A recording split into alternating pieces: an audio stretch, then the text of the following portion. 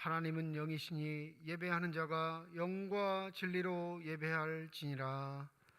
하나님의 부르심을 받들어 주의 전에 나와 예배드리는 주의 백성들의 예배를 기뻐받아 주시옵소서. 진실된 마음과 정직한 영으로 삼위일체 하나님의 성호를 찬양하며 예배드릴 때에 하나님이시여 영으로 임재하여 주시사 주님만 주실 수 있는 기쁨과 평강이 가득 넘치는 시간이 되게 하여 주시옵소서. 감사드리며 우리 주 예수 그리스도의 이름으로 기도드립니다. 아멘.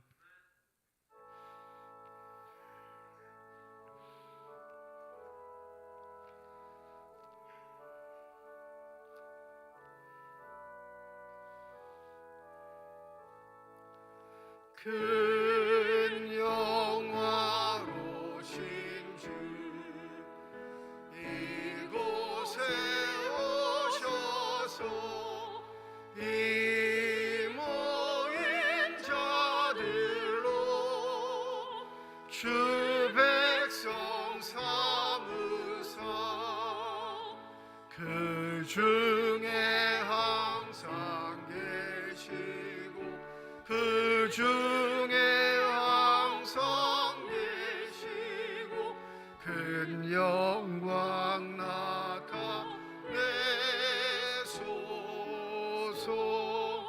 이 백성 기도와 또 예물 드림이 향내와 같으니 곧 받으옵소서.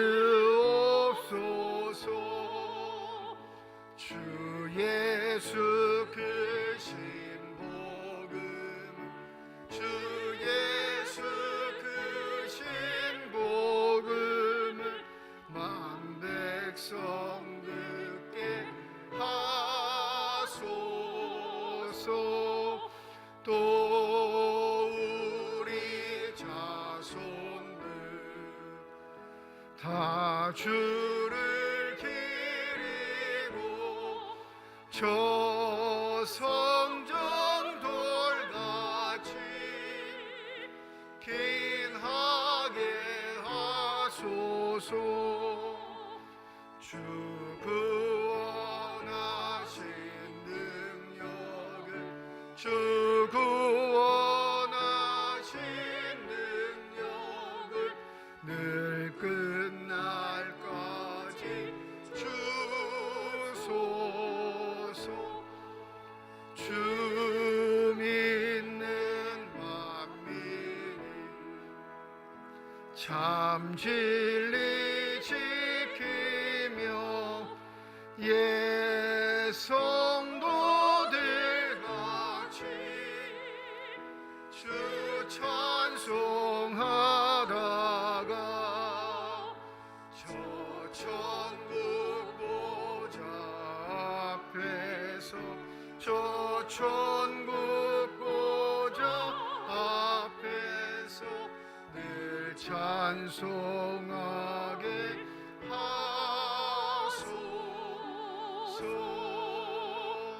아멘.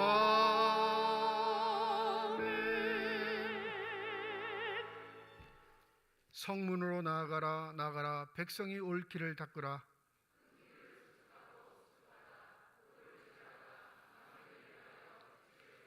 여호와께서 땅 끝까지 선포하시되 너희는 딸 시온에게 이르라. 보라 내 구원이 이르렀느니라.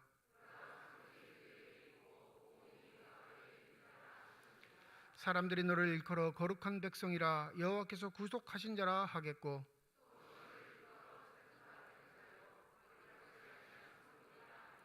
선지자 이사야의 책에 쓴 바 광야에서 외치는 자의 소리가 있어 이르되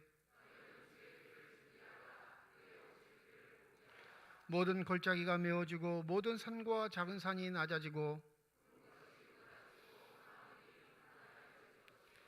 모든 육체가 하나님의 구원하심을 보리라 함과 같으니라. 아멘. 지난 한 주간 동안의 삶을 되돌아보며 주 앞에 참회의 기도를 드립니다.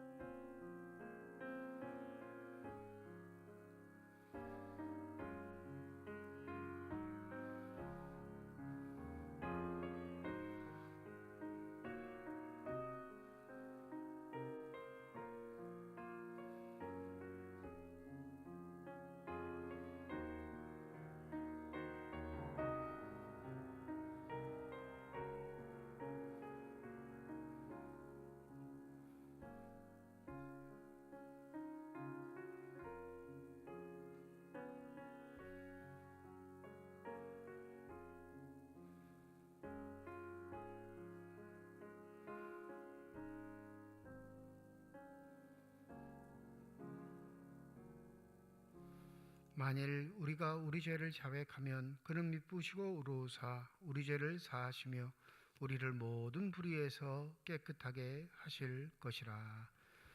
나는 전능하신 아버지 하나님 천지의 창조주를 믿습니다. 나는 그의 유일하신 아들 우리 주 예수 그리스도를 믿습니다. 그는 성령으로 잉태되어 동정녀 마리아에게서 나시고 본디오 빌라도에게 고난을 받아 십자가에 못 박혀 죽으시고 장사된 지 사흘 만에 죽은 자 가운데서 다시 살아나셨으며 하늘에 오르시어 전능하신 아버지 하나님 우편에 앉아 계시다가 거기로부터 살아있는 자와 죽은 자를 심판하러 오십니다. 나는 성령을 믿으며 거룩한 공교회와 성도의 교제와 죄를 용서받는 것과 몸의 부활과 영생을 믿습니다. 아멘.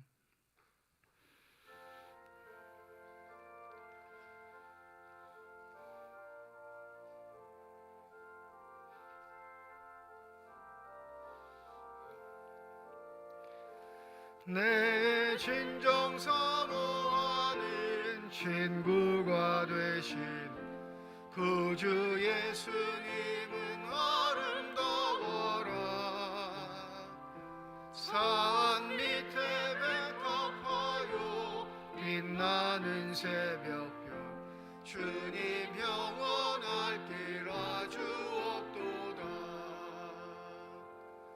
내 맘이 아플 적에 그 위로 되시며 나 외로울 좋은 친구라.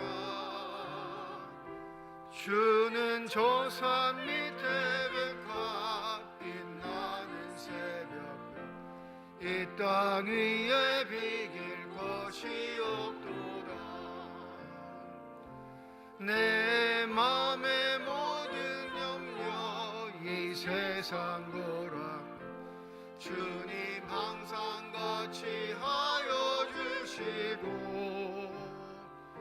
시험을 당할 때에 악마의 개교 즉시 물리치사 나를 지키네.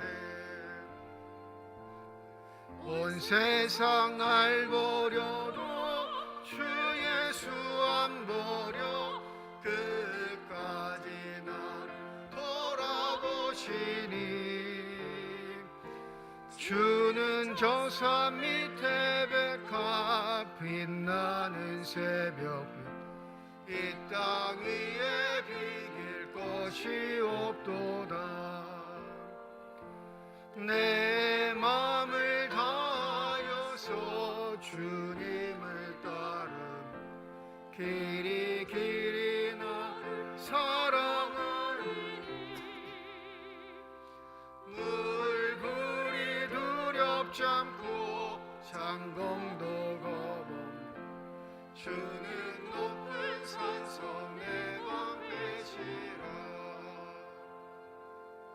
내 영혼 먹이시는 그네 누리고 나 친히 주를 뵙기 원하네.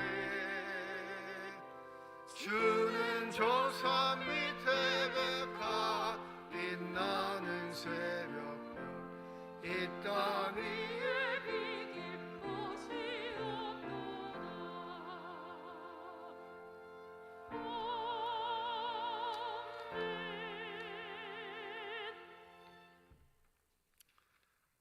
사랑과 은혜가 풍성하신 하나님 아버지, 오늘 11월 마지막 주일 대림전 첫째 주일을 맞이하여 주님 전에 나와서 예배 드릴 수 있도록 도와주심을 감사드립니다. 하지만 주일 예배에 육신이 연약하여 주님 전에 나오지 못하는 성도들에게 주님이 친히 찾아가 위로하여 주시고 치료함을 주셔서 다음 시간에는 우리와 같이 예배 드릴 수 있도록 도와주시길 기도합니다. 대림절이 시작 지난 1년을 돌아보며 회개합니다. 이 세상 살아가며 주님 앞에 지은 죄가 너무 많습니다. 사랑의 하나님 자복하고 통회하며 회개하는 심령을 긍휼히 보셔서 용서해 주시고 새해에는 다란쥐 쳇바퀴 돌듯 반복하지 않고 죄악의 굴레에서 벗어날 수 있도록 인도하여 주시길 기도합니다. 이날을 위해 기도합니다. 대한민국이 보다 더 안전하고 평화로운 나라가 되기를 원합니다. 다시는 이태원과 같은 사고가 발생하지 않도록 도와주시고 자유민주주의와 시장경제가 더욱 활성화되고 굳건하게 정착되기를 원합니다. 빈곤과 코로나19 전염병과 같은 질병과 마약과 테러와 안전사고와 자연재해에 대한 대책을 강구하여 국민의 생명과 건강과 생계를 인권을 중시되며 하나님이 원하시는 나라가 되길 원합니다. 11월 이제 작별을 구하는 마지막 주일입니다. 가을의 풍성함과 믿음의 공동체가 하나님의 사랑, 교회의 사랑, 이웃 사랑에 더욱 열심히 다하는 실천되기를 원합니다. 열방의 선교지에서 선교하시는 선교사님들의 건강을 지켜주시고 기도와 물질로 후원하는 우리 교회가 되길 기도합니다. 지난 3년 동안 우리 교회를 위해 목회하시다가 주님의 뜻이 있어서 우리에게를 떠나시는 박혜원 목사님, 김지혜 전도사님의 가정을 축복하여 주시고 어느 곳에 있든지 주님의 큰 일꾼으로 세워주시길 기도합니다.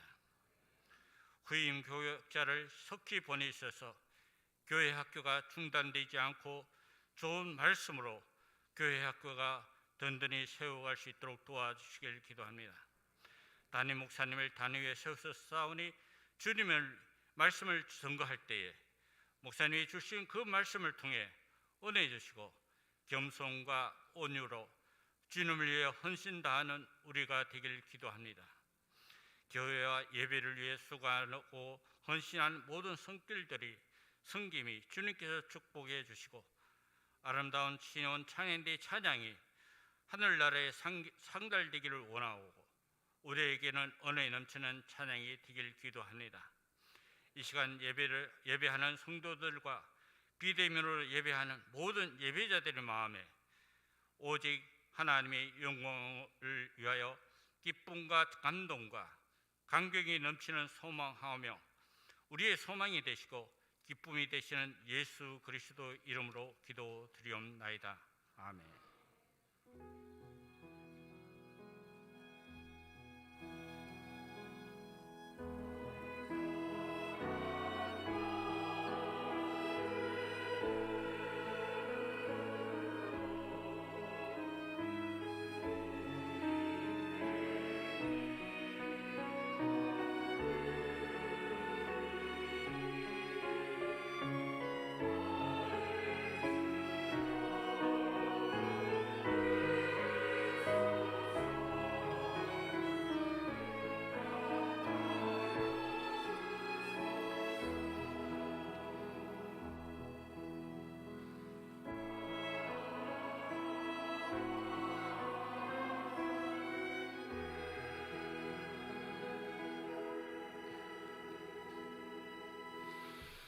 대강절 첫 번째 주일 우리에게 주신 하나님의 말씀입니다. 구약성경 시편 122편 1절에서 9절까지의 말씀, 신약성경 마태복음 24장 36절에서 44절까지의 말씀입니다.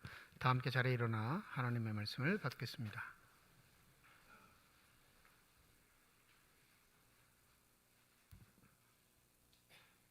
오늘 우리에게 주시는 하나님의 말씀입니다. 사람이 내게 말하기를 여호와의 집에 올라가자 할 때에 내가 기뻐하였도다. 예루살렘아, 우리 발이 내 성문 안에 섰도다. 예루살렘아, 너는 잘 짜여진 성읍과 같이 건설되었도다. 지파들 곧 여호와의 지파들이 여호와의 이름에 감사하려고 이스라엘의 전례대로 그리로 올라가는도다. 거기에 심판의 보좌를 두셨으니 곧 다윗의 집의 보좌로다. 예루살렘을 위하여 평안을 구하라. 예루살렘을 사랑하는 자는 형통하리로다. 내 성 안에는 평안이 있고 내 궁중에는 형통함이 있을지어다. 내가 내 형제와 친구를 위하여 이제 말하리니 내 가운데에 평안이 있을지어다. 여호와 우리 하나님의 집을 위하여 내가 너를 위하여 복을 구하리로다. 아멘.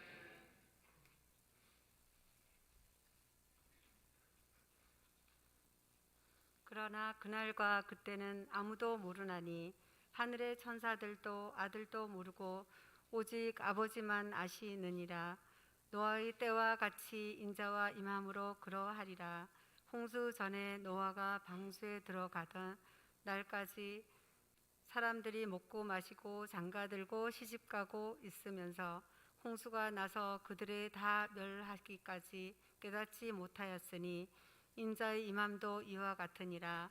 이때 두 사람이 밭에 있음에 한 사람은 데려가고 한 사람은 버려둠을 당할 것이요 두 여자가 맷돌질을 하고 있음에 한 사람은 데려가고 한 사람은 버려둠을 당할 것이니라. 그러므로 깨어 있으라. 어느 날에 너희 주가 임할지 너희가 알지 못함이니라. 너희도 아는 바니 만일 집 주인이 도둑을 어느 시각에 올 줄을 알았더라면 깨어 있어 그 집을 뚫지 못하게 하였음이니라. 이러므로 너희도 준비하고 있으라. 생각하지 않는 때에 인자가 오리라. 하나님께서 이 말씀을 통하여 우리에게 은혜 주시기를 원합니다.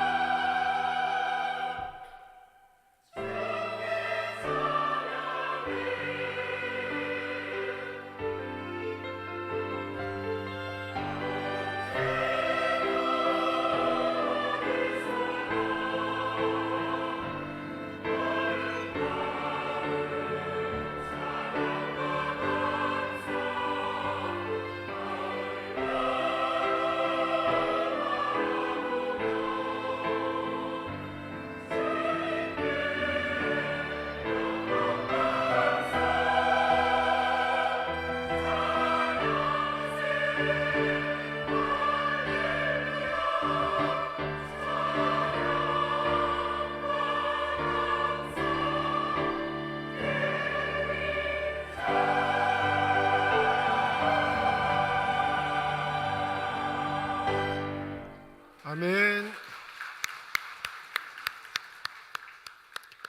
기도하겠습니다. 이 시간 우리들의 눈을 열어주시사 주 형상 바라보게 하여 주시옵시고 우리들의 귀를 열어주셔서 주 음성 듣게 하여 주시옵소서.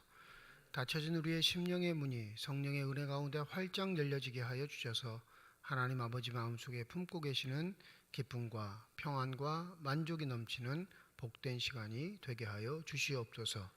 감사드리며 우리 주 예수 그리스도의 이름으로 기도드립니다. 아멘. 오늘부터 대강절이 시작되었습니다. 네 번의 주일을 거치면 이제 성탄절이 오게 되지요. 이 대강절의 의미는 우리 기독교인들에게는 그때 오셨던 그 예수 그리스도를 기억하는 의미도 있지만 다시 오실 주님, 그분을 고대하는 신앙의 기다림의 시간이기도 합니다. 교회력으로 하면 마태복음이 다시 돌아오는 해이기도 하죠. 벌써 제가 이제 삼척중앙에서 목회한 지 이제 7년째 되니까 여러분과 제가 교회력으로 하면 3년 주간으로 하면 세 번째 교회력을 맞는 그런 시간이 됐어요. 첫 번째는 마태복음, 두 번째는 마가복음, 세 번째는 누가복음 해서 3년 주기로 교회력의 순서들은 돌아갑니다. 그러니까 여러분과 제가 세 번째 마태복음을 주일 본문으로 살펴보는 그런 해가 된 것이죠. 생각 같아서는 처음 이야기일 것 같은데 오늘 마태복음 24장은 종말에 관한 이야기입니다. 어떤 현자라도 지도자라도 그가 특별한 재능이 있고 재주가 있다면 모든 사람이 궁금해하는 하나의 공통적인 질문사항이 있는데 마지막 날은 언제 오겠습니까? 라는 거예요. 예수님에게도 이 질문은 비껴가지 않습니다. 제자들이 어느 때에 무슨 징조가 있겠습니까? 라는 이 두 가지 대전제를 가지고 종말에 있을 일에 관한 이야기를 묻습니다. 우리가 마태복음을 좀 깊이 살펴보았는데 세 번째 해가 됐으니까요. 이 마태복음의 배경은 유대인 기독교 공동체예요. 그러니까 이방인들이 예수를 믿고 기독교인이 된 사람보다 유대인이었는데 예수를 믿고 기독교인이 된 사람들이 훨씬 많은 공동체. 그래서 이 마태복음의 독특성은 뭐냐면 모세 오경의 순서를 따라갑니다. 즉 유대인이면 하나님의 말씀이라고 믿는 모세 오경, 이 정통주의자들은 모세 오경 외에 다른 성경 잘 보지 않습니다. 그래서 마태복음은 예수의 아주 중요한 말씀을 구성할 때 수를 어떻게 나눴냐면 5가지 설교로 마태복음을 배치를 했어요. 그래서 중요한 설교들은 첫 번째 설교, 두 번째 설교, 세 번째 설교 해가지고 5번째 설교까지를 해서 이게 오경에 든든한 기반을 두고 있는 예수의 말씀이다라는 것을 구성적으로도 나타내려고 했습니다. 이 24장에 기록되어 있는 종말에 관한 설교는 25장까지 연결되는데 그 예수 그리스도께서 행하신 마태복음에 등장하는 5번의 설교 중에 마지막 설교가 이 종말에 관한 설교이죠. 그런데 누구든지 종말에 관해서 궁금해하거나 관심을 갖는 건 아닙니다. 왜 그러냐면 삶의 현실에서 이 어렵고 힘든 시간을 버텨낼 수 있는 소망을 가진 자들만이 바라볼 수 있는 게 종말이기 때문에 그렇죠. 역사적으로 이스라엘은 60년에 시작된 유대 전쟁이 70년에 멸망함으로 끝납니다. 그러니까 AD 70년에 로마 디투스 장군에 의해서 예루살렘 성이 함락되면서 이스라엘은 이 땅에서 사라지거든요. 그럼 60년과 70년 그 10년 주간에 기독교인들이 있었을까요? 없었을까요? 네?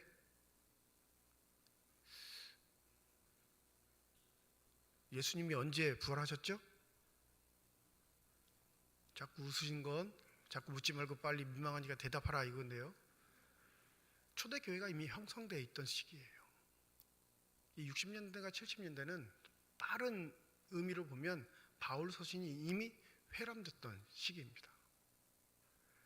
그런데 자기 나라에서 전쟁이 벌어졌어요. 그것도 독립을 위해서, 신앙적 자유를 위해서.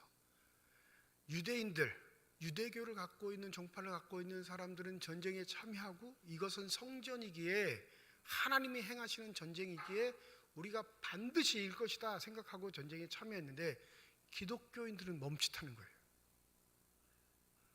왜? 유대인이긴 한데 자기들은 예수를 믿는데 그 예수가 말씀하신 종말의 의미들, 그 종말에 우리가 행해야 할 일들이 무엇인지 이미 교육을 받았기에 그들은 전쟁에 참여하기보다 어떤 걸 행하냐면 주님 다시 오실 날에 대한 묵상과 그것을 위한 준비를 하는 삶으로 그들의 삶의 방향성을 결정합니다. 그러니 이 24장은요, 예수님 살아계신 당시, 이 땅에 계실 당시에 전해 주셨던 말씀이긴 하지만 AD 60년과 70년 사이에 이 마태복음이 전승되어서 구전으로 듣던 기록된 글로서 이 글을 읽던 사람들은 무슨 생각이 있었을까요? 삶의 현실에서 내 삶의 방향성을 결정하는 데는 굉장히 중요한 본문이었던 겁니다. 전쟁에 참여할까? 그래서 유대를 독립하는 것이 하나님의 뜻일까?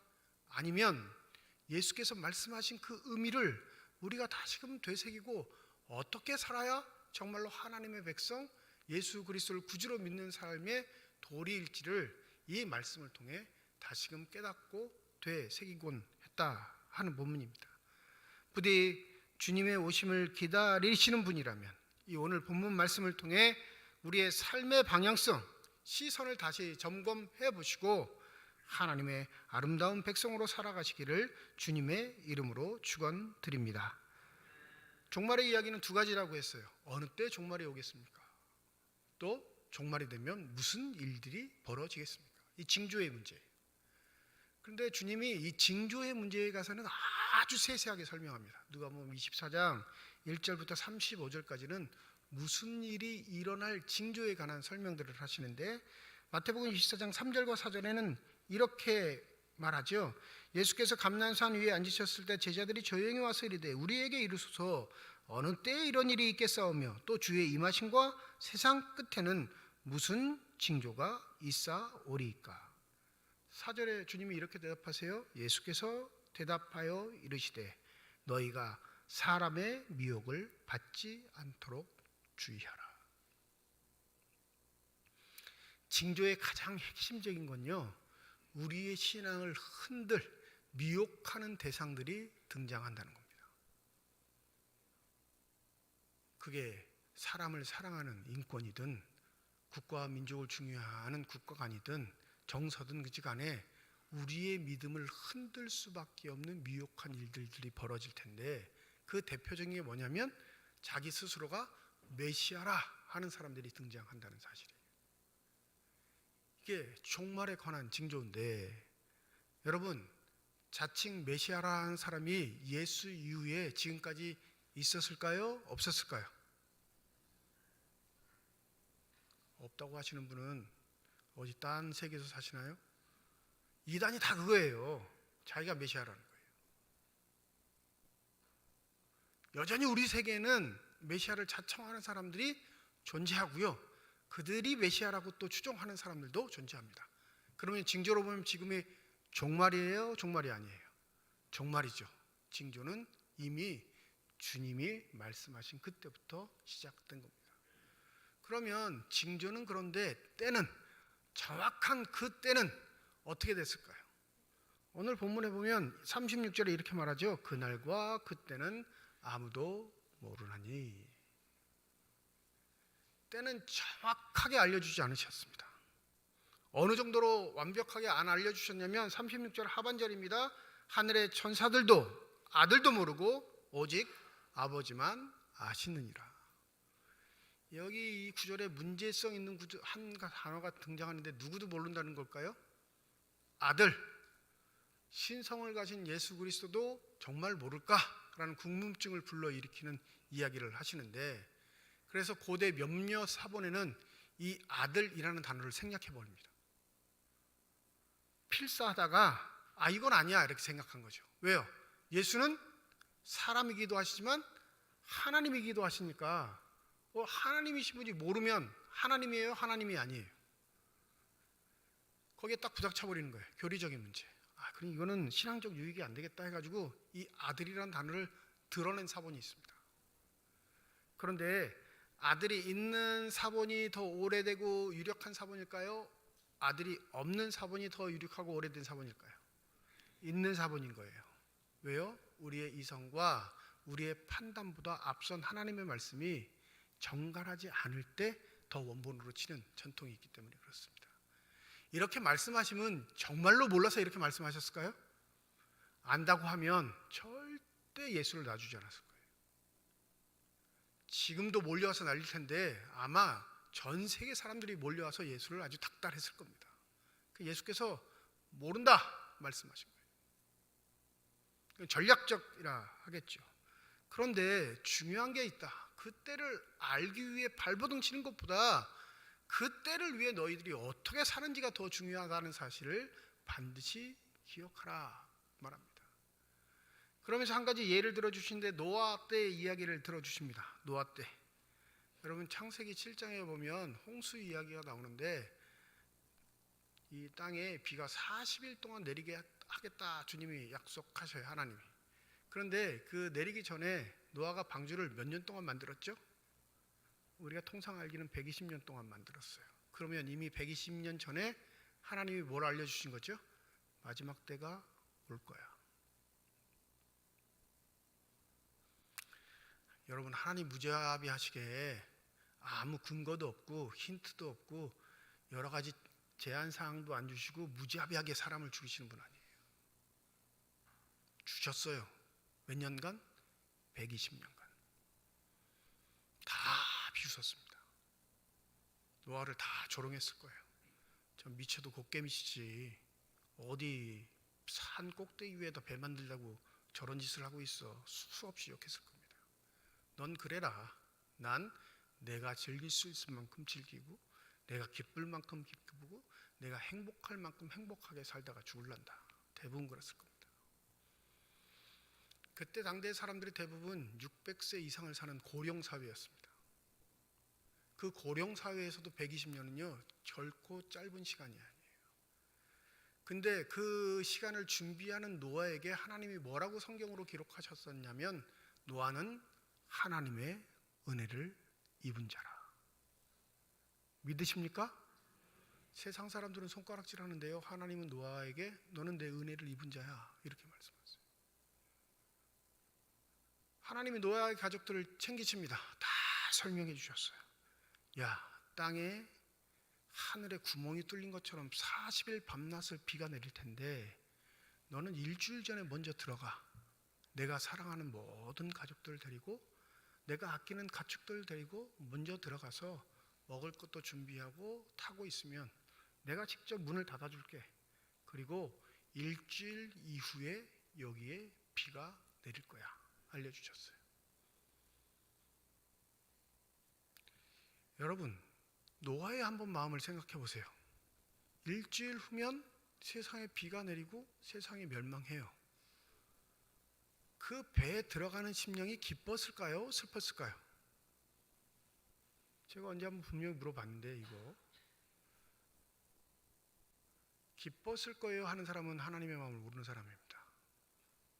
들어가기 싫을 만큼 무거웠을 거예요.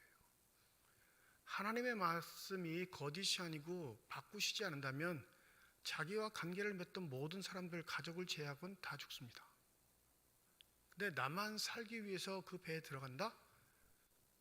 그게 가능할까요? 불가능할까요? 그리고 그 배의 문은 하나님이 닫으신다고 하니까 너가 임의대로 어떻게 하지 못해 라는 의미와 똑같은 거예요. 얼마나 간절했을까요? 성경에 기록되어 있지 않지만 뭐라고 외치고 다녔을까요? 일주일 후면 비가 올 거고 그리고 이 땅의 모든 숨쉬는 동물들은 다 죽을 겁니다. 제발 제발 말하니 여러분 깨어 있으십시오. 하나님의 말씀을 들읍시다. 나랑 같이 저 배 위로 올라갑시다. 그렇게 말한 날은 비가 오는 날이 아니라 해가 쨍쨍 뜨는 날이었을 겁니다. 징조가 없었을 거예요. 징조란 단 한 가지, 하나님의 말씀을 믿는 자만이 해가 쨍쨍 뜨는 날에 그래 비가 올 수도 있고 그 비가 우리를 망하게 할 수도 있겠지. 노아의 말을 좀 들어보자 라고 했을 텐데 결론은 어떻게 됐죠? 40일 밤낮 비가 왔고요. 그 물이 빠지지 않고 세상에 150일 동안 물이 가득 차 있었습니다. 비 오는 날도 먹고 마셨어요. 비 오네? 더 좋다고 먹고 마셨습니다. 시집도 가고요, 장가도 가고 자신의 행복을 위해서 열심히 사는 존재들이 이 땅에 있었습니다. 그런데 비는 계속 오죠. 노아의 말은 듣지도 않습니다. 산 위에 있는 배는 보이지도 않는 거예요. 그런데 어떻게 됐을까요? 사실이네. 이걸 깨닫는 순간 그들에겐 기회는 사라져 버렸습니다. 그래서 창세기 7장 21절과 22절에는 이렇게 말합니다. 땅 위에 움직이는 생물이 다 죽었으니 곧 새와 가축과 들짐승과 땅에 기는 모든 것과 모든 사람이라 육지에 있어 그 코에 생명의 기운에 숨이 있는 것은 다 죽었더라. 어렸을 때는 새가 죽은 게 이해가 되지 않았어요. 왜 새가 왜 죽어? 여러분, 새가 하늘에서 난다고 하늘에서 먹고 자고 하는 거 다 아니에요. 그죠? 착륙할 곳이 있어야 될 거 아니에요.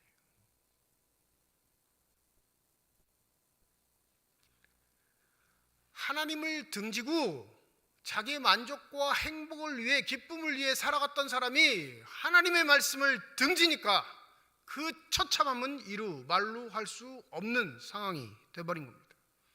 성경에 나오는 진멸이라는 걸 인류가 하나님께 징계를 통해 당하게 된 것이죠.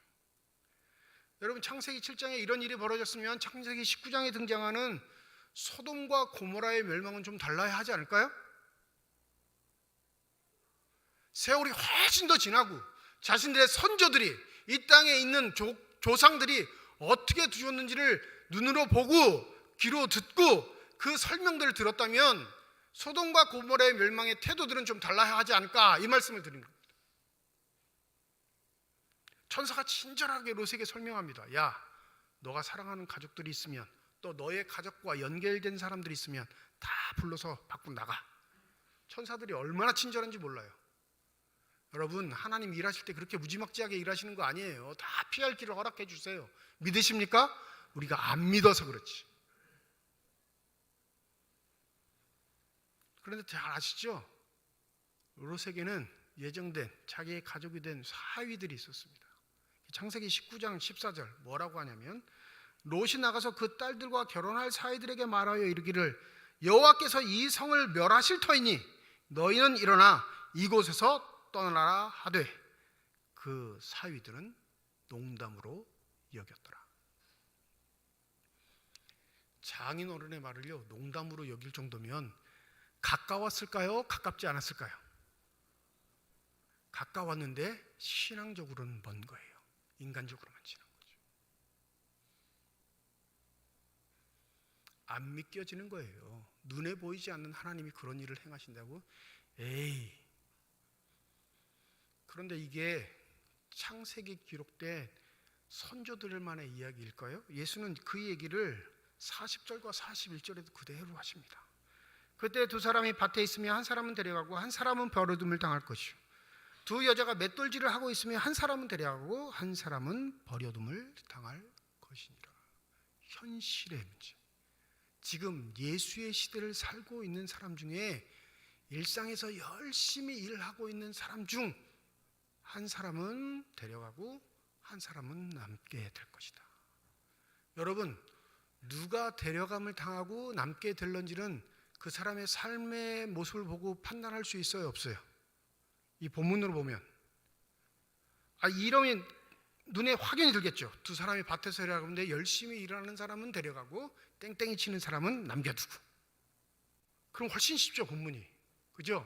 맷돌질을 하는데 한 사람은 팔뚝에 굵어지도록 열심히 돌리는데 한 사람은 앉아서 잔소리만 계속하면, 잔소리를 하는 사람은 남겨두고 열심히 맷돌 돌리는 사람은 데려가고 하면 우리가 행하는 일로서 판단을 받는 거니까 이해가 돼요. 근데 이 본문에는 그 어떤 전제도 깔려있지 않습니다. 똑같은 일을 하는데요, 누구는 데려가고 누구는 남아요. 이게 당혹스러우니까 하여튼 성사학자들 중에 아주 고약한 사람들이 몇몇 존재하는데 데려간 사람은 지옥 가고요, 남는 사람이 천국 간다고 얘기하는 사람도 있어요. 별의별 인간들이 다 있어요. 여기 데려가다라고 할 때 이 헬라어 파라 람바노는요, 보호를 위해서 데려가는 걸 말해요. 보호를 위해서. 그러면 데려가는 사람이 천국 가는 걸까요? 데려가는 사람이 지옥 가는 걸까요? 데려가는 사람이 천국 가는 거예요. 남긴 사람은요, 심판을 받는 거고요. 근데 그게 드러나지 않아요. 우리의 일상을 멈추라 말하는 사람들이 있습니다. 종말이 가까웠으니 사회생활들, 경제생활들 모든 일상의 활동을 접고 흰옷 입고 한 장소에 모여서 그 종말이 오기만을 기도하는 사람들이 종종 존재합니다. 우리나라에서도 많았었어요. 여전히 그런 사람이 있습니다. 알려지지 않아서 그렇지. 그게 하나님의 때를 준비하는 삶이라 여겨서 그렇게 사는 사람들이 있는데, 여러분, 이 본문하고 좀 뭔가 어색하지 않으세요? 주님께서 그때를 준비하라 말씀하실 때 첫 번째 하시는 말씀이 42절에 있습니다. 깨어 있으라. 오늘날에 너희 주가 임할는지는 너희가 알지 못함이라. 44절 너희도 준비하고 있으라. 생각하지 않은 때에 인자가 오리라. 제가 설교하는 이 중간에 오실 수도 있어요. 믿으십니까? 근데 당혹한 일이 벌어지겠죠. 누구는 데려가고 누구는 남게 될 거예요. 교회는 예외 상황일까요? 그렇게 생각하세요? 이렇게 설교하다가 제가 남으면 되게 망신살이 당하는 건데. 그러니까 차선을 택하는 게 내가 주님을 사랑합니다 라고 자기 스스로 만족시키기 위해 별도의 일들을 꾸미는 자들이 있다니까요. 일상을 멈춰요. 그리고 나는 주님을 사랑합니다. 기도만 하면서 준비하고. 그 말을 하시는 게 아니에요. 너희들 일상의 삶을 다 살아. 근데 그 일상이 너희들의 영혼을 잠식하지 못하도록 깨어 있으라 말씀하시는 거예요. 믿으십니까? 여기서 깨어 있다 해가지고 24시간 내가 안 잘 거야 이런 사람 있어요? 경계의 말씀인 거예요. 세상의 염려가, 너희들의 기대와 목표가, 너희들이 생각하는 가치가 하나님의 말씀을 무시하지 못하도록 깨어 있으라. 너희들의 삶의 종착역과 완성은 하나님이 초대하시는 그 나라이니 그 나라의 소망을 잃지 말고 이 땅에서 살아라 말씀하십니다. 한국교회는 교인들을 잘못 교육시킨 면이 있습니다. 교회를 위한 사람으로 만들어버렸어요. 그러니까 교회에선 칭찬 듣는데 사회 나가면요 아주 손가락질 받게 딱 좋게 만들어놨단 말이에요. 제가 매번 말씀드리죠. 교회에서 인정받는 게 쉬워요? 사회에서 인정받는 게 쉬워요?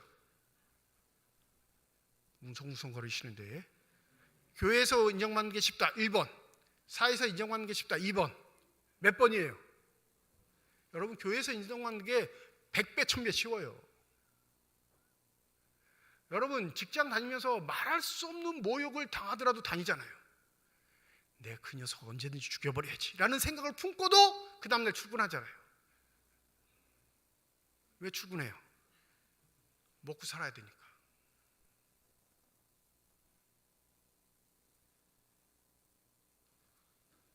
우리의 가치 판단과 기준을 사회생활에 두고 사는 게 더 어렵고 힘든다는 거 우리가 잘 알아요. 그런데 놀랍게 영적으로 깨어있지 않으면요 교회 생활에서 얻는 유익을 하나도 얻지 못하고 허랑방탕하게 신앙생활을 할 수도 있다는 사실을 잊지 마시기 바랍니다. 목사들이 얼마나 나빴는지 교인들이 교회에 오는 건 칭찬 듣고 교회 안 오면 막 저주받은 사람인 것처럼 우리가 막 호도하고 설교하고 강조했기 때문에 어설픈 사람으로 남는 거예요. 여기도 못 끼고 저기도 못 끼는 사람. 만약 주님이 그날과 그때를 깨워 준비하라 하셔서 야 너희들 성전의 사람이 돼, 그러면 예루살렘 성을 언급하셨겠죠. 거기 하나님의 집에 다 들어가 있어. 그렇게 매일 예배드리고 매일 기도하고 매일 하나님만 생각해. 그러면 그날과 그때가 너희들 피해갈 거야. 이렇게 설교하셨겠죠. 그런데 그렇게 설교 안 하셨어요. 똑같은 삶의 현실의 자리, 똑같은 삶의 일상의 자리에서 하나님의 주권으로 누구는 데려가고 누구는 남게 될 텐데, 그러니 그날이 언제 올는지 모르니 너희들의 마음의 중심이 어디에 하고 있는지를 반드시 점검하고 준비하라 말씀하시는 겁니다. 인간적인 교회 생활이 가능합니다. 육신적인 교회 생활이 가능해요. 직분에 걸맞게 봉사를 할 수 있는데 하나님과 상관없이 봉사하는 사람 많아요.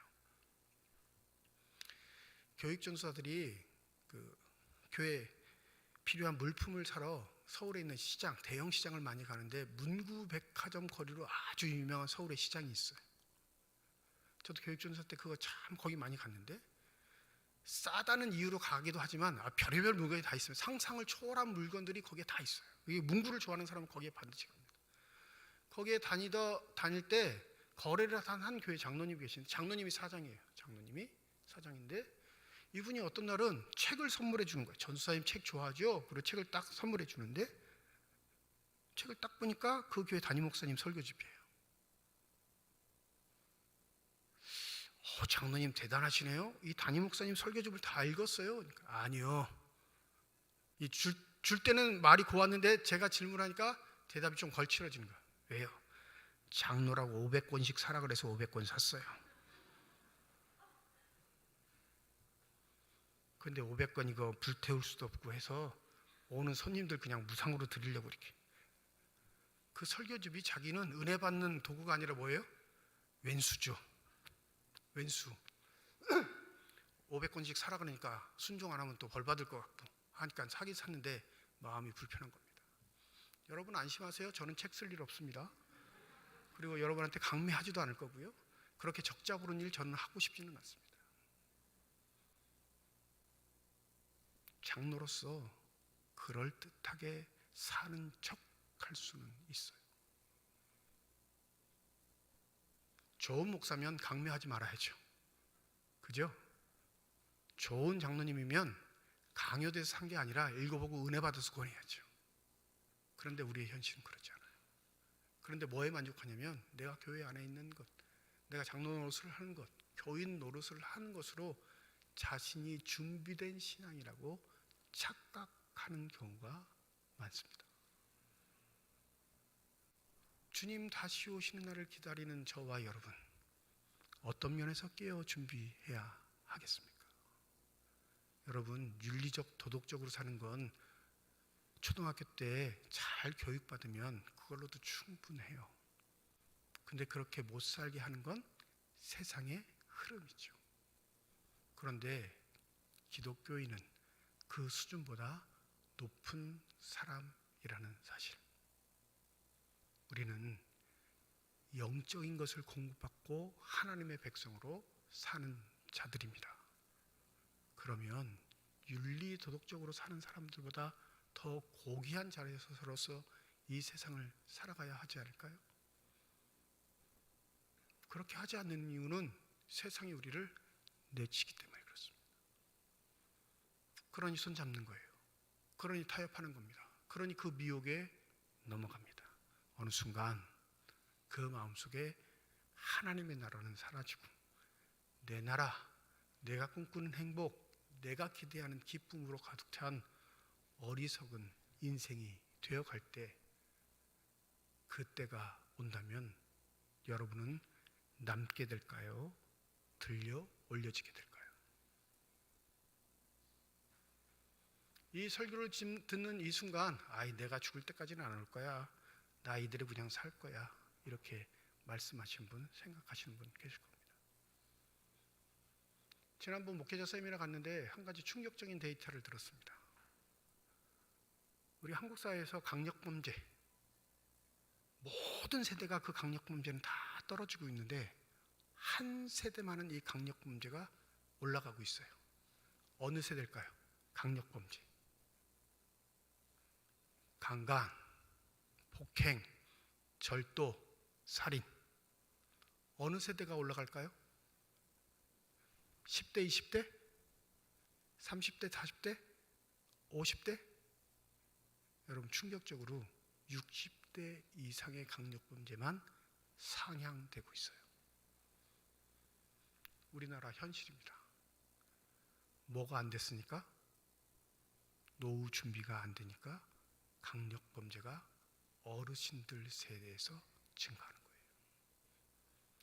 살아야겠는데 모아놓은 건 없고, 살아야겠는데 누구도 도와주진 않고, 힘들게 살아왔는데 그 삶의 결과는 허탈하니까 마음에 뭐가 들어와요? 화가 들어와 남을 해야 하는 일을 하는 노년이 돼버린 거예요. 육신의 삶이 이 정도라면 영적인 삶은 어떨까요? 영적인 삶에 둔감하고 준비하지 않고 깨어 있으면 결국엔 내 삶뿐만 아니라 내 주위에 있는 가족들, 친지들, 이웃들의 삶까지도 다 망쳐버릴 수 있다는 사실을 잊지 마시기 바랍니다. 주님이 오십니다. 믿으십니까? 믿으시는 분은 깨어 있으시길 부탁드립니다. 주님이 오십니다. 믿으십니까? 믿으시는 분은 준비하는 삶을 사시기 바랍니다. 그 삶만이 영원한 생명의 신비를 통해 이 세상을 믿음으로 이겨낼 수 있는 복된 삶이 되리라 주님의 이름으로 축복합니다. 기도하겠습니다. 내가 이르노니 너희는 성령을 따라 행하라. 그리하면 육체의 욕심을 이루지 아니하리라. 육체의 소욕은 성령을 거스리고 성령은 육체를 거스리나니 이 둘이 서로 대적하므로 너희가 원하는 것을 하지 못하게 하려 함이니라. 깨어있는 삶은, 준비하는 삶은 우리의 삶에 찾아오셔서 인도하시는 성령께 순종하는 삶인 줄 믿습니다.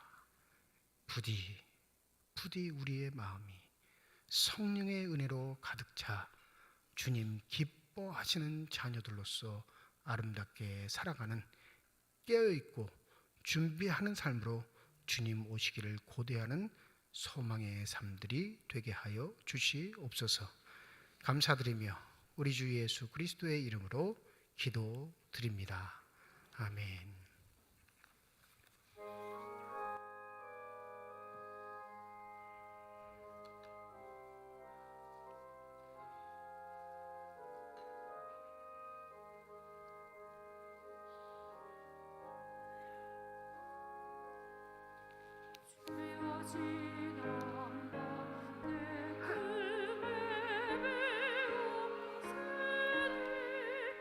기쁨 이루어 주옵소서. 밤과 아침의 계시로 보여주사 항상 은혜를 주옵소서. 나의 놀라운 꿈 정녕 남이 있기는 장차 그 은혜 받을 편이 나의 놀라운 꿈 정녕 이루어져 주님 얼굴을 배우리라. 세상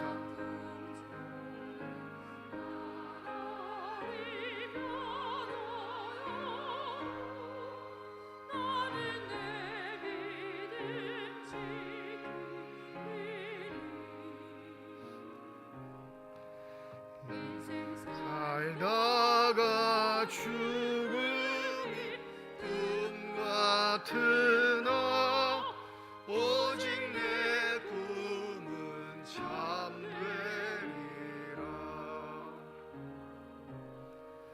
나의 놀라운 꿈 정녕 남이 있기를 장차 큰 은혜 받을 편이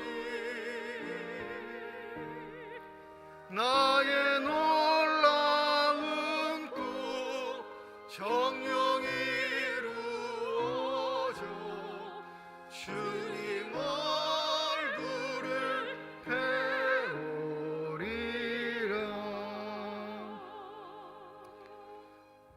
강석철 장로님 가정에서, 김홍백 장로님 가정에서, 서태호 장로님 가정에서, 이건옥 장로님 가정에서, 한동안 안수 집사님 가정에서, 김종길 집사님 가정에서, 최계원 집사님 가정에서, 황현자 집사님 가정에서, 김영숙 집사님 가정에서 무명으로 건축헌금 드리셨습니다. 대강절 첫 번째 주일을 맞이하며 주의 전에 나와 예배드리게 해주신 하나님의 은혜에 감사함을 드립니다. 나올 때 빈손으로 나오지 아니하고 주 앞에 드릴 수 있는 예물 있게 하심도 감사드립니다. 11조 헌금으로, 감사 헌금으로, 1,000번째 헌금으로, 선교헌금으로, 장학 헌금으로, 건축 헌금으로, 주일 헌금으로 드리는 손길마다 주의 은혜 가운데 복 내려 주시사 이 땅 살아갈 때 필요한 것을 채우신 하나님의 은혜를 누리는 사람들이 되게 하시고 살아가는 동안 후이 나누고 베풀 수 있는 축복의 손길들만이 되게 하여 주시옵소서. 이 예물이 쓰여지는 곳 하나님의 사랑이 널리 증거되게 하여 주시고 하나님의 이름으로 심겨지게 될 때 30배, 60배, 100배의 결실을 통하여 여전히 우리를 통해 일하고 계시는 살아계신 하나님의 능력과 권세가 나타나는 거룩한 예물만이 되게 하여 주시옵소서.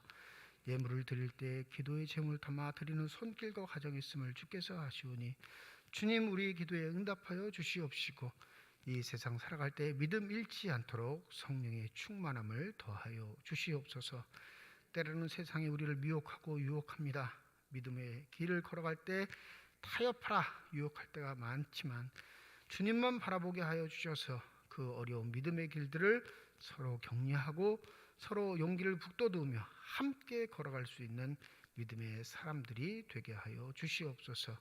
그리하여 어느 때라도 우리의 도움이 되시고 우리의 인도자가 되시고 우리를 지켜주신 하나님의 은혜의 그늘들이 우리 성도들의 삶과 일터와 가정 속에 넘치게 하여 주셔서 주님을 통해 기쁨을 누리며 살아갈 수 있는 복된 삶들이 되게 하여 주시옵소서. 주의 몸된 길을 위해 수고하고 애쓰는 많은 일꾼들, 보이는 곳에서 보이지 않는 곳에서 헌신하는 저들의 수고를 주께서 아시는 줄 믿습니다.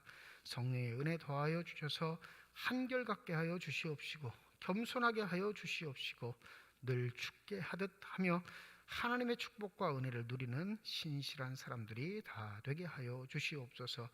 오늘 찬양을 통해 영광 돌린 시온 앙상블, 시온 찬양대 대원들 또 지휘자, 반주자 기억하여 주셔서 저들의 삶의 고백이 늘 주를 기뻐하시는 믿음의 고백이 되게 하여 주시옵시고 하나님의 자랑, 하나님의 기쁨이 되는 거룩한 삶들이 되게 하여 주시옵소서. 병상에 누워있는 환우들이 많습니다. 주의 도우심을 간구하오니 주님 우리의 기도에 응답하여 주시사 그 병상에 찾아가 어루만져 주시옵시고 그 능력의 손길, 창조의 손길을 환부에 얹으시고 안수하여 주실 때 저들의 질병과 고통과 아픔이 깨끗이 치유받게 하여 주시옵시고 더욱더 영적으로 육적으로 강건하여 줘 주를 예배하며 살아갈 수 있는 복된 삶들이 되게 하여 주시옵소서. 모든 것 감사드리며 우리 주 예수 그리스도의 이름으로 기도드립니다. 아멘.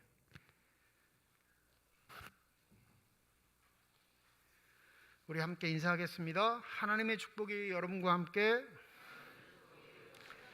네, 감사합니다. 우리 옆에 분과 인사하시죠. 하나님의 축복이 옆에 계신 분과 함께. 우리 반갑게 인사하셨으니까 결혼은 이번 주 토요일 날 하고 미리 결혼한다고 잔치는 어제 벌리셨는데 우리 오석철 장로님, 최영희 권사님 아들 오성욱은 또 그 신부 되실 김선아 양 또 가족들 함께 예배에 참석했습니다. 다 함께 좀 일어나 주실까요? 네. 우리 미리 박수로 잘 살아라 하고 격려 박수 하겠습니다. 네, 고맙습니다. 네, 감사합니다. 자리에 앉아주시기 바랍니다.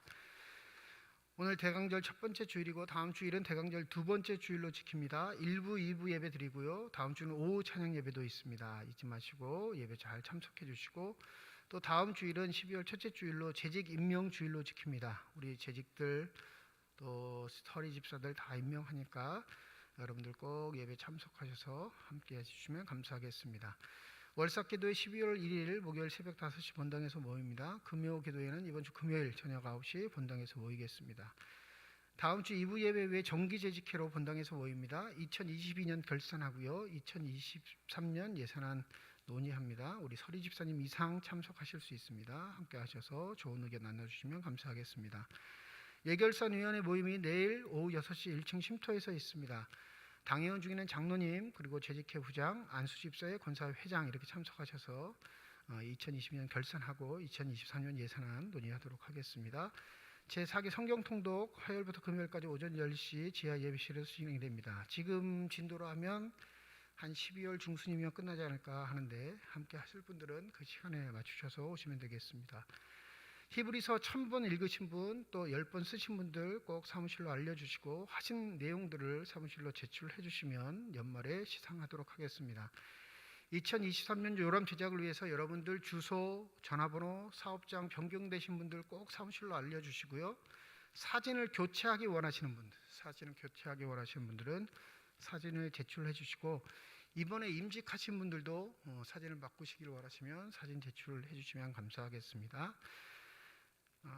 지금 이 시간은 우리 지난 은퇴식, 임직식 때 참여 못하신 분이 계셨는데 우리 조묘순 권사님께서 은퇴하셔야 되는데 코로나 확진 받으셔서 참여하지 못하셔서 오늘 이 시간 우리 은퇴패하고 선물하고 전달하도록 하겠습니다.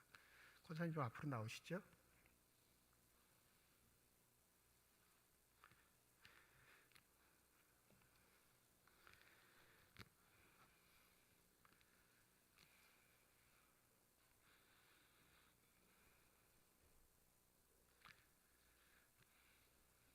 일로 올라오세요.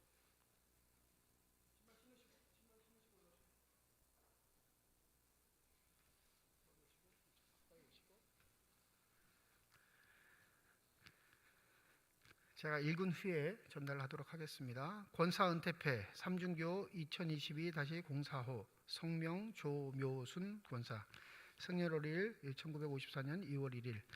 권사님은 2001년 10월 28일에 본교회 권사로 임직을 받고 기도와 성도 섬김의 본을 보이며 교회를 돌아보시다 이제 정년이 되어 은퇴하시게 되어 온 교우들의 감사의 마음을 담아 이 패에 새겨 전합니다. 나는 선한 싸움을 싸우고 나의 달려갈 길을 마치고 믿음을 지켰으니. 디모데후서 4장 7절. 2022년 11월 13일 대한예수교 장로회 삼척중앙교회 담임목사 양한모. 선물과 함께 전달하겠습니다. 우리 전달할 때 큰 박수로 격려하도록 하겠습니다.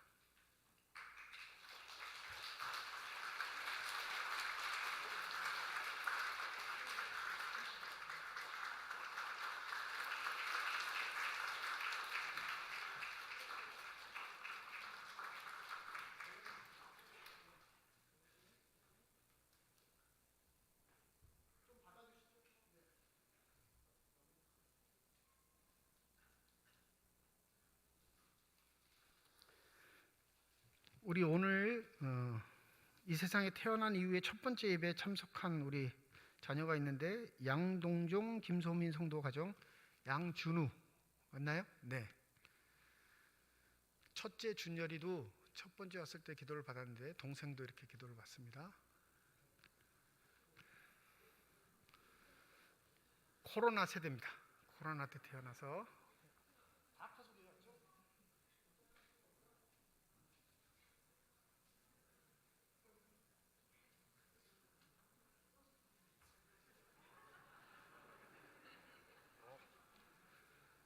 기도하겠습니다.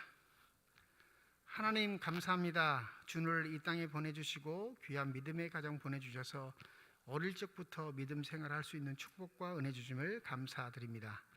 우리가 준우 자라가면서 아름답고 행복하게 살아갈 수 있도록 늘 준우를 위해 기도하게 하시고 또 믿음의 부부에게 귀한 자녀 허락하셨사오니 부부의 욕심이 아닌 하나님의 뜻을 따라 살아갈 수 있도록 아름답게 믿음으로 양육하는 복된 부모가 되게 하여 주시옵소서.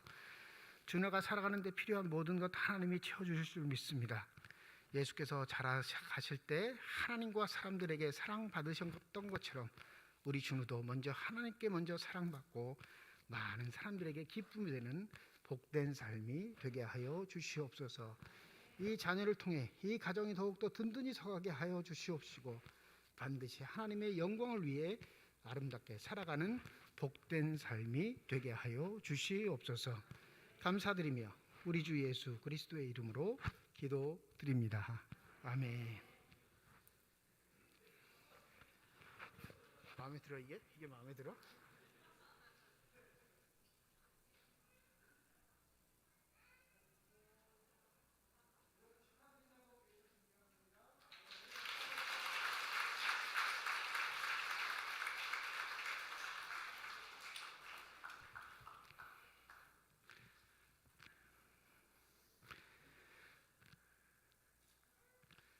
네, 감사합니다.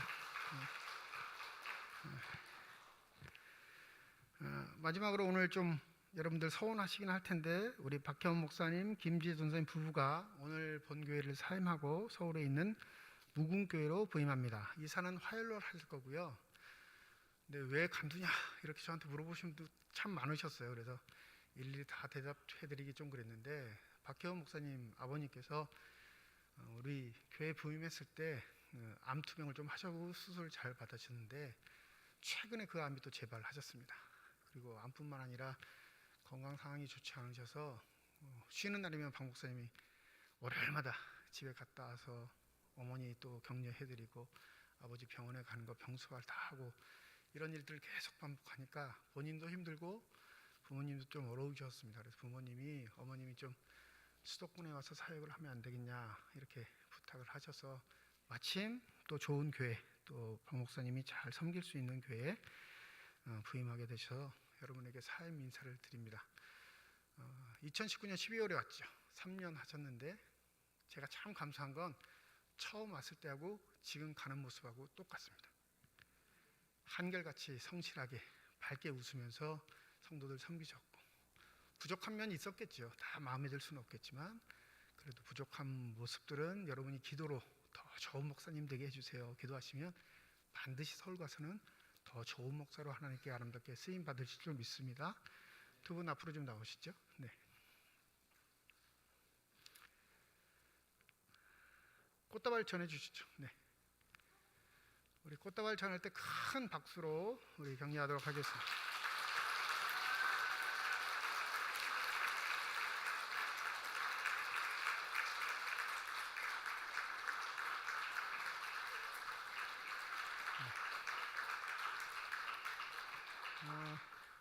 김재 전사님 이제 영화부 유치부 사역을 잘 담당해 주셔서 우리 교회학교 한층 수준이 높아졌는데 다 말씀을 드리지 않았지만 지난번에는 유산의 아픔을 겪으셨습니다. 그래서 아무한테도 얘기 못하고 성도들이 부담스러우실까 봐 그냥 혼자 끙끙 앓았는데 지금은 2사람인데 서울 가면 이제 3사람이 될 거예요. 지금 임신하신 상태예요. 그래서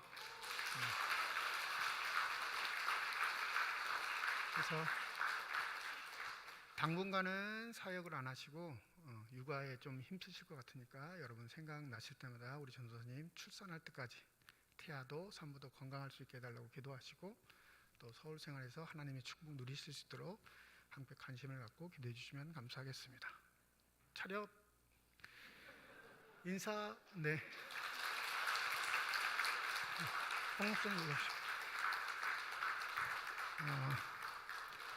예배가 끝난 후에 우리 장로님들, 당회원들, 원로 장로님, 은퇴 장로님 다 마찬가지입니다. 기념 촬영이 있습니다. 우리 조묘순 권사님 가족 다 함께해서 은퇴자 사진 먼저 찍고 그리고 가시는 교육자들과도 함께 사진 촬영하겠습니다. 우리 장로님들, 원로 장로님, 은퇴 장로님도 다 나와주셔서 함께 사진 촬영해 주시면 감사하겠습니다. 우리 조묘순 권사님 가족들도 남으셔서 함께 은퇴 사진 같이 찍도록 하겠습니다. 이제 다 함께 자리에 일어나셔서 결단 찬양 하나님께 드리겠습니다.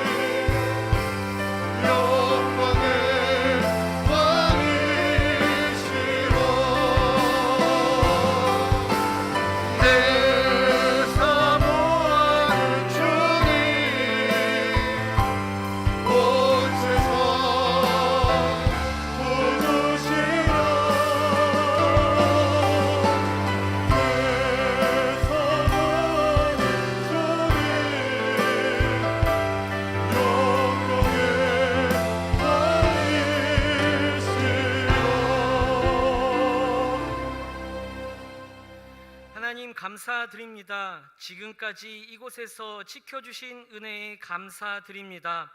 앞으로도 우리 삼척중앙교회 가운데 주님께서 머리가 되어 주시고 부흥케 하여 주시고 성장케 하여 주시옵소서.